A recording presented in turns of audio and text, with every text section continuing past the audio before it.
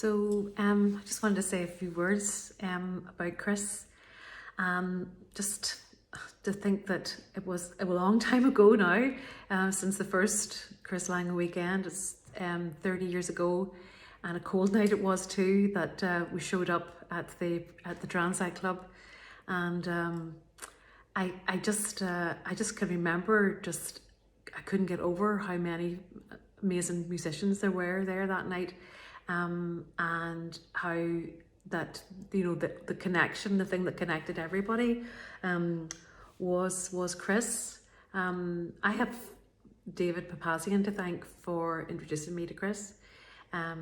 We went out on an afternoon which turned into a whole day of just chatting, and Chris loved the Irish language and he loved traditional singing, and I remember him saying to me that because of the revival of the tunes and the Pibbery Ellen and everything, that he thought that traditional music was very safe, but he wasn't sure that traditional singing was going to be as safe because it wasn't being practiced as much by the young people. Well, I think he'd be delighted to know now that it's really, really strong, especially in the Gaeltacht areas. And the young kids are all up there doing it in their practice and everything. So it was a prediction, I'm glad to say, of his that was not right. So after that first meeting with Chris, and we discussed songs, and of course I would have just known songs from the Donegal Gaeltacht and from round home and that I'd sung and learned as a kid, He said, did I know such and such a singer, or did I know such a thing? And I was going, well, no, I didn't, But, back then it was so hard to get tapes or, CDs weren't around even. It was just like tapes and books. And now I suppose you can go online and get just about everything you need. But back then it was getting an original source of something, especially of traditional singing, was really scarce. But 3 or 4 days afterwards, a box comes to my door, and it's all these fantastic booklets and tapes of traditional singing, and just this lovely note written in Irish and on such beautiful handwriting too, of course, and I was actually blown away by it, and did learn quite a few songs off it. And still sing them, It was also through, I suppose, helping to run the Chris weekends, and I think about them now, I must have been off my rocker, running around doing those kind of things. The amount of energy I must have had to be doing them as well. But, it was great crack, and it was the kind of, there were so many great characters there as well. Who just made it all so easy, like Dan Meany and Rana and all the people from the Flying Cloud Folk Club, and Peter Jellard and Chris Aston, who were doing the sound for hours and hours and just did it because they liked it and they liked the music. And it was a nightmare. It must have been a nightmare to set up on the stage, because it was like, oh, so-and-so's coming on, but now they want to play with so-and-so and else, and they're coming up and they're playing just this plethora of musicians would show up on the stage, and the guys just had to mic them and sort them out. And there was also a really nice, something that we'd kind of tapped into at the time that now looking back on it, I realise was pretty special. It was that whole idea of a community of people coming together, of the dancers, singers, musicians, and the central thread was, through that they had met through Chris, and he was a great man for that, of setting you up with someone whom he thought that you would get on with musically, and that you could benefit each other in some way, and he certainly did that with me, and I will always really appreciate it.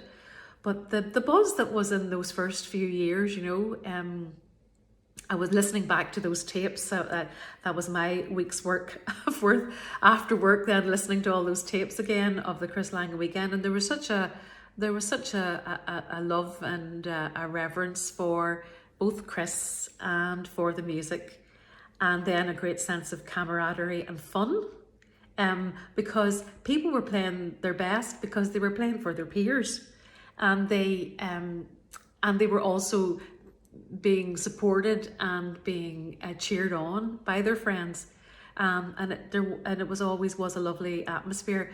Do you have a few funny things that happened? That I can remember, my number went out on the radio, and on the flyers or whatever, as the contact person, about the workshops or whatever, and this one morning, it was about 8 o'clock in the morning, and of course, when you were running the festival, but we were all putting people up from from out of town as well, so the house was like always full of people. There were sleeping bags and mattresses everywhere, and getting this phone call. I'm thinking, who the heck is calling me at 8 o'clock in the morning? I already probably got to bed about 3:30, and there's this wee woman's going, "Are there going to be any lovely, strong, young Irishmen there?" And I thought, what's maybe this lady needs some help, with maybe she's needs help to get in and out of the building, access or something, so I just sort of asked her again and whatever, and she goes, "Oh no, I can walk fine. I just like young, strong Irishmen."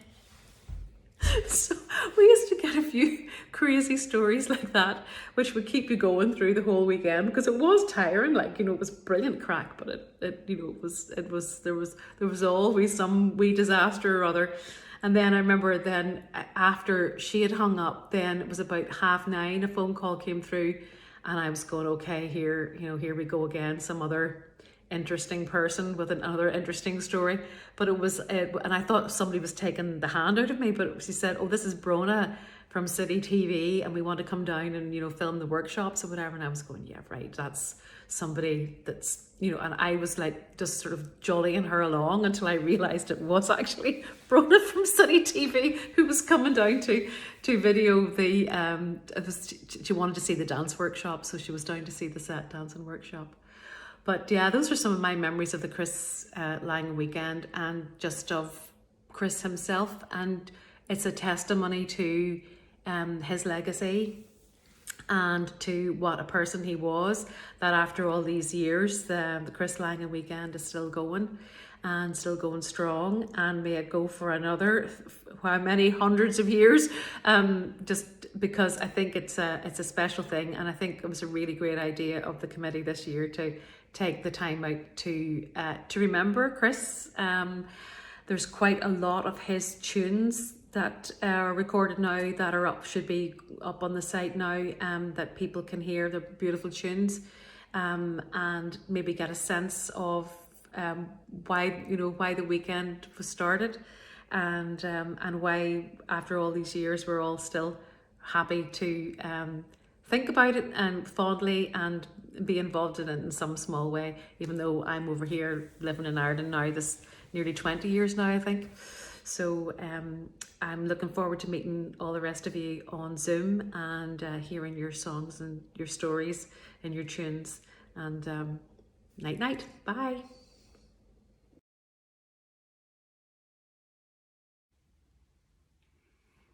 Hello, I'm going to sing Airde Chuain, which is a song from County Antrim. I've been singing it for years, and I'm pretty sure it was one of the songs that I first sang when I met Chris. So because I was only ever singing those songs that I knew from when I was a kid when I met Chris, then he introduced me to loads of other songs, so I'm going to give this a wee go.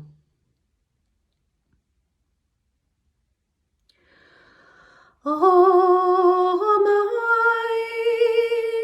shine an Airde Chuain, na gan sleibh út atáú,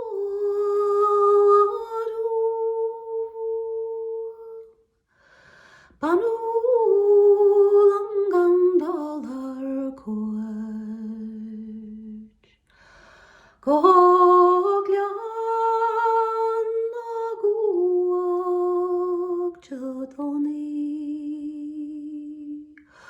agus ága ceral agus ó a lamdú gasú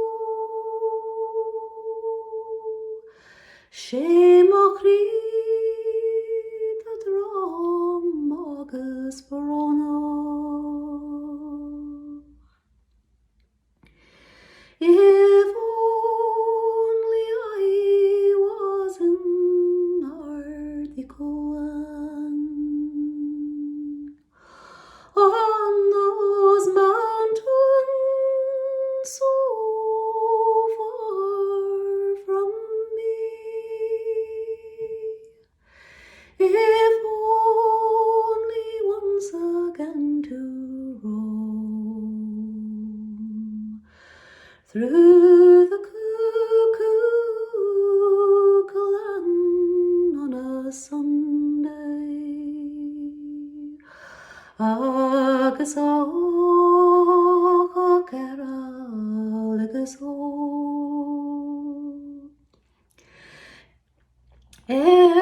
Alandu gasu Shemachrit a drum agus brona.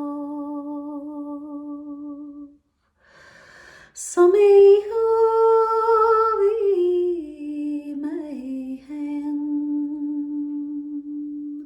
en man om den jas mei gan geil. Ei gaman Chuain. Smacham en wan en mogornlium agus och carol agus Alandu gasu Shemachrit a drum agus brona.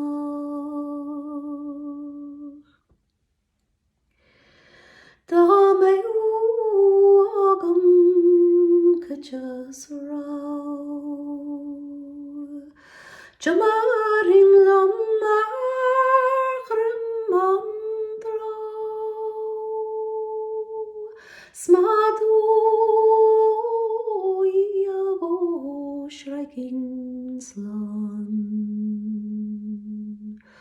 Skoin was njeren agus och carol agus Alandu gasu Shemachrit a drum agus brona. Is é seo an chóireacht a buan an tail seo go grad sé glúan Vala sé an na hir an noan agus bhil sé wamse an oige agus och carol agus Alandu gasu Shemachrit a drum agus brona.